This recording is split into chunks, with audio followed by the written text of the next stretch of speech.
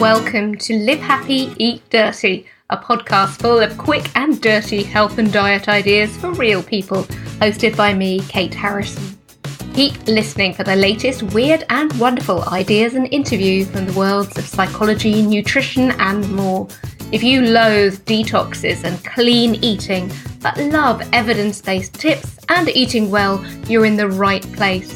Because you can be slim without giving up cheese, you can be fit without ever trying a triathlon, and you can enjoy your life without having to be a saint. Ditch the guilt. A happy, dirty life is so much more fun. Here's today's show.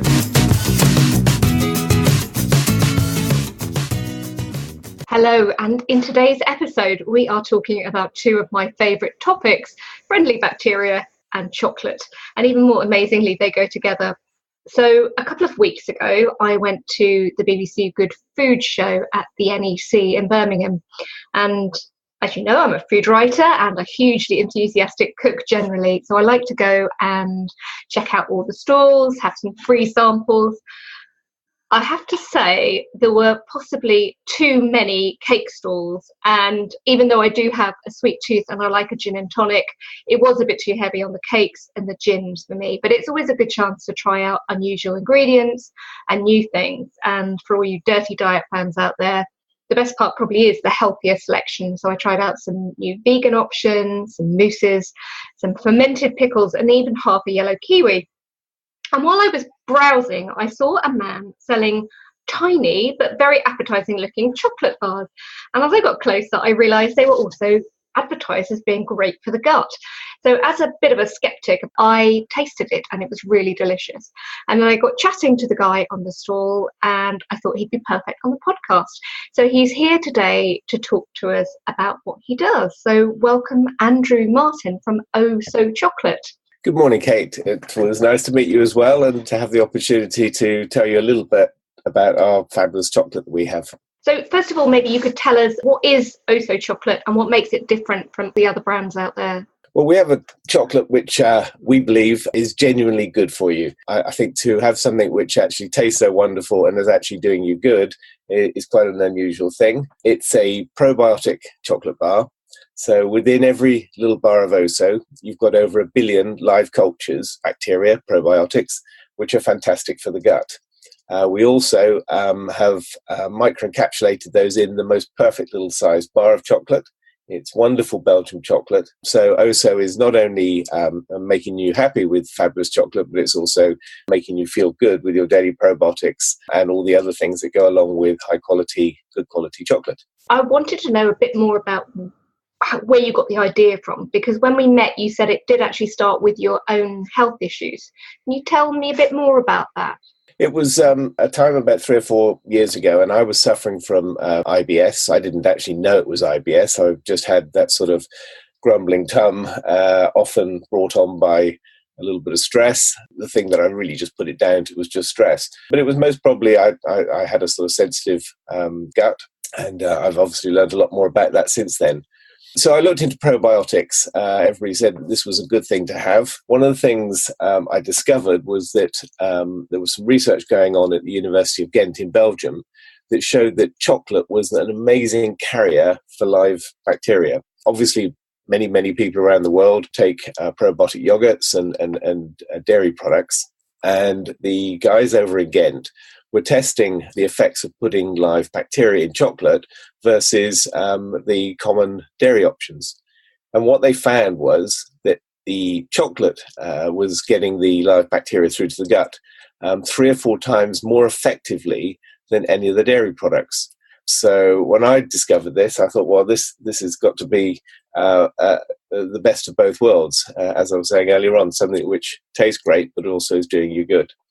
So that was really the eureka moment for us.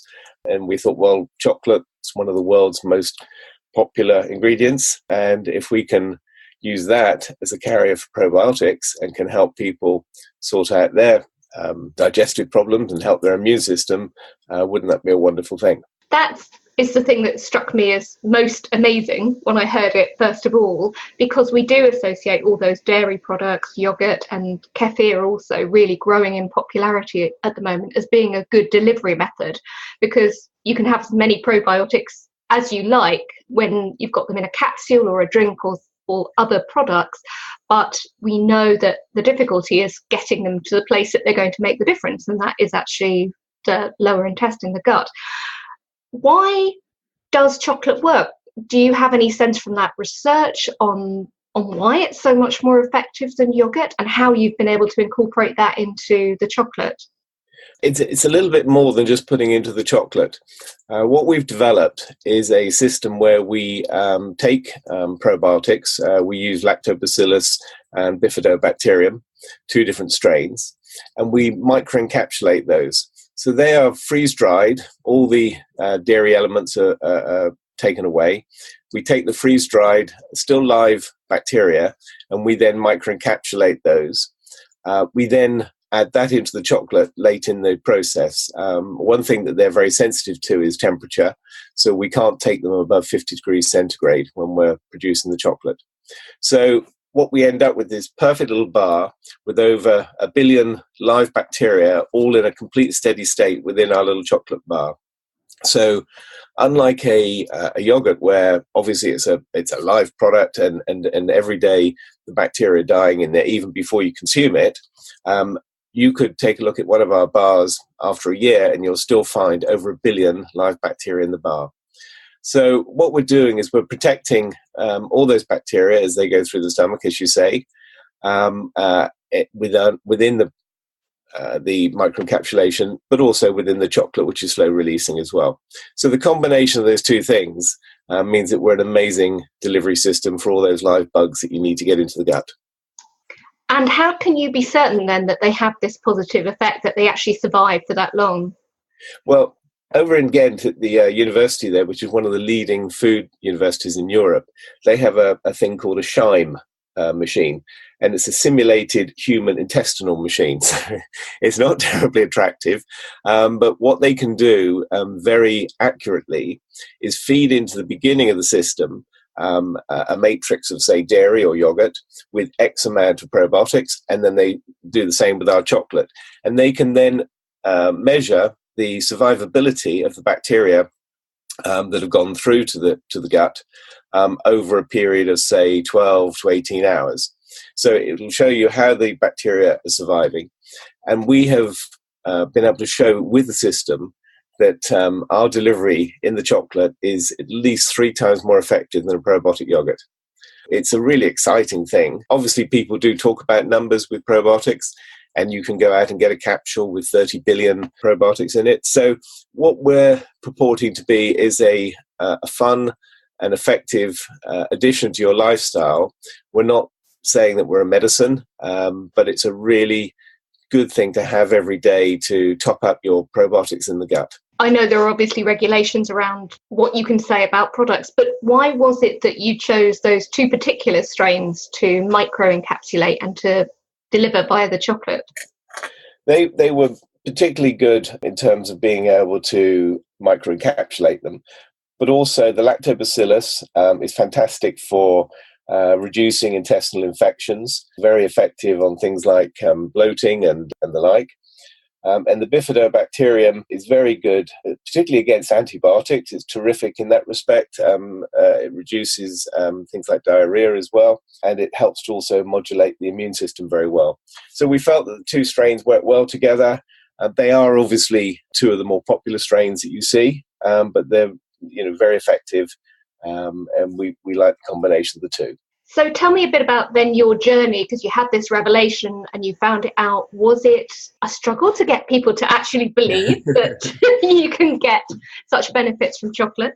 Well, we're kind of spoiled a little bit in that we've got so many positives. It's difficult sometimes to emphasize the right things. Primarily, we're a really good portion size. So in terms of, there's a lot of people out there also who are very concerned about their weight line and obesity and all the other things in life. So we're a very good portion size every day. Our no added sugar bar is only 64 calories, which I've been assured is less than the grapefruit. So we've got the right size bar. We've then got the probiotics in it. We're also gluten-free. We have no added dairy. We have to have a contamination flag on the back, but otherwise we have no added dairy. We're also no nuts as well. There are lots of different elements to it that make it, we think, one of the most delicious and healthy little treats of chocolate you could have anywhere in the world. I have to say, I am a fan, and just in case people think that I've got you on and you've been bribing me, well, you did let me try some of the chocolate, but that's as far as it goes. It's really tasty, and I do like the fact that it's very bijou, and even it looks like a bigger bar because you've got tiny little indentations which allow you to have almost micro dots of chocolate. It does encourage you to take it really slowly. No, it's funny that lots of people say, oh, well, I'd eat the whole lot, because we produce a pack of 7 bars, so you've got one for each day of the week. And many customers come up and say, well, that's no good, I'd eat all of them. They really don't. And because it's high quality chocolate, you have that little bar and it's just enough. It's that perfect size.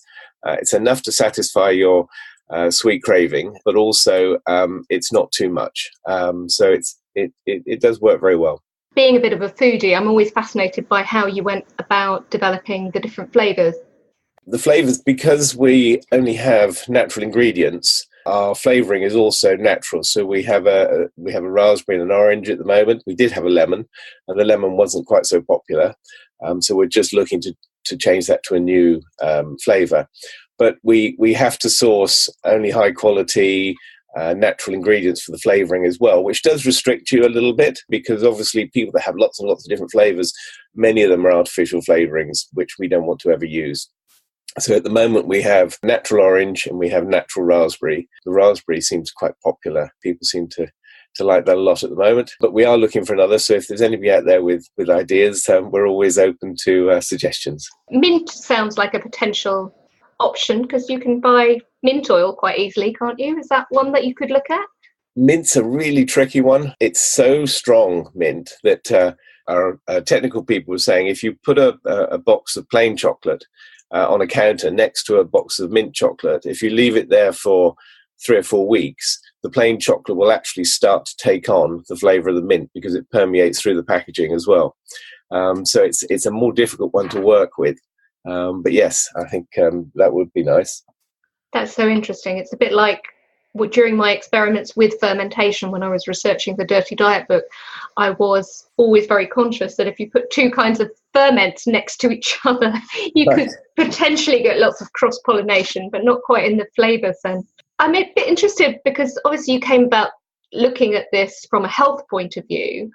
Mm-hmm. Is this your background originally? Were you involved in the food industry, or is this a whole new learning curve for you? It is a whole new learning curve. I was more into the fragrance and skincare business. My partner and I have a skincare company called Elizabeth's Daughter, which is a natural skincare company as well. We only have natural ingredients. And so that was more our sort of area of expertise. Since getting into chocolate, it's taken over our life. It's fabulous because everybody seems to be interested in chocolate. You go to dinner with friends and you mention you're involved in chocolate, and it soon gets the conversation moving along. I can really imagine that is the case, and perhaps people are always looking for a few free samples as well. It does make it quite popular, I have to say, but that's a nice thing. We're always happy to share some Ohso with friends, and we do get talked about quite a lot. I have to say that the IBS thing is something that brings a lot of people to the Dirty Diet. I had it myself as well, and the one positive thing I think about it is that it is a lot more talked about now, and there is a lot more consciousness around that as a health issue, and around the possibility of using probiotics and so on to alleviate the symptoms, maybe deal with the root cause. Have you found that the chocolate in combination with other things has helped you? I know people are always really interested in how people have dealt with it in their different ways. From my point of view, I, right from the early days, was having a bar of Ohso a day with the probiotics in, and I know I would say this anyway, but it really has reduced all of my stomach disorders. I don't get that grumbling stomach anymore. Possibly also because I'm very happy having my bar of chocolate every day and less stressed. It helps, but I do believe that for everybody to have some probiotics did in our bar of chocolate or not is a great thing for them. The nice thing about chocolate is it's not too much of a hardship to take every day, and it's far more fun than a capsule, etc. Have you got other plans for other products, or is it chocolate all the way? No, I think it's chocolate all the way. We haven't launched it yet, a milk chocolate. We didn't do that at first because we liked the idea of having a dairy-free bar because it was making it just as healthy as possible. But we do get a huge amount of people asking if we would do a milk chocolate. So we're looking to launch that later this year. But it will still have all the other positive effects of our probiotics, gluten-free, nut-free, etc. So yes, I think we're going to stay with chocolate. It's wonderful. We were thinking at some point that our chocolate could be used in a cereal or something like that. But no, I think we're okay at the moment. I guess it's if you found your place in the market and if people know what you're there for, then you've got something that is easy to sell and easy to explain to people. We also, by happy coincidence, seem to have also got quite a following within some of the slimming groups around the country, again, because of our portion size and also the amount of information out there at the moment about looking after your gut. Can also, help with looking after your weight as well. We were recently on the Channel 4 Food Unwrapped show with Jimmy Doherty, who came out to our tech lab in Belgium, and they were looking at the effects of looking after your gut and how that could help you with your slimming and dieting as well. Certainly those areas around having a healthy gut and that encouraging digestion of the right nutrients and perhaps passing through of the ones that make you fatter. It's all so interesting at the moment and something that I know all of the people who've been talking about the dirty diet and probiotics generally are really getting behind. It's an exciting time. It is. I think it's great enlightenment, and there's some very good books out there. People are really interested, I think, in the subject. I have to say it was a wonderful opportunity meeting you because we've also learned a lot about what you're doing as well, and it just really is it's perfect as far as we're concerned. I mean, the whole idea of the dirty diet is the antithesis of the clean eating, which we don't get involved in, and I think it's perfect. So I think you have an amazing website and some great books as well. I think that clean eating thing is something I've talked about in previous podcasts, but the idea that any particular food, including chocolate, but so many other things as well, is evil in itself, is just so dangerous. And that's why it's good to be able to, even down to portion sizes of certain things that can be seen as treat foods, it's much better just to think about things being small and delicious and not necessarily as emotionally loaded as they have been. I don't know, as a man you might have a slightly less complicated relationship with food than a lot of women, but certainly that seems to be a thing that comes up a lot, that sense of guilt. Yeah, I think that it goes back to just a great balanced diet and not getting too paranoid about any of these things. One of the doctors that works with us quite closely, he was talking about all the different diets and the supplements you can have, and he said the only two supplements he ever suggests his clients have is vitamin D and probiotics. He said everything else you should really be able to get in a reasonably balanced diet, but obviously those two are good additions to your life. And of course, a lot of the vitamins and certainly some of the other supplements, really all they do is create extremely expensive urine because you weed them out. But anyway, perhaps that's getting as far as we want. We talk about the gut, so we can talk about we as well. It's not really a big deal. So could you just, now you've whetted everyone's appetite, how can they get hold of the chocolate? We've done the opposite to many companies. We started off by going into Holland & Barrett and Boots and the high street stores. But as a small brand, it's a very expensive thing to do, and they do tend to take quite a bit of your margin. So we've now reversed that policy, and we now have a fabulous online site at www.ohso.com. We do a delivery through your letterbox using the Royal Mail. And we have some great sort of free delivery offers. And we're just launching a subscription service at the moment where for £15.90 a month, we send you 4 packs. Each pack has got 7 bars. So you've got a little bar every day for a month. And it just pops through the letterbox. So you really can afford to have a little bar of chocolate every day and feel happy and know that it's doing you good as well. Are you available internationally, or is it just in the UK? We have been selling in America in a limited way, but again, it's a very expensive thing to do. And the same with Australia and a little bit in Hong Kong.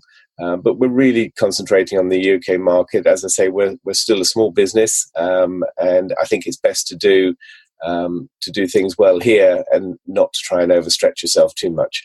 But we certainly hope that the whole world will appreciate Ohso at some point. I'm sure that you will have some people contacting you after listening to this podcast. Thank you, Andrew. Thanks for talking through all that you do.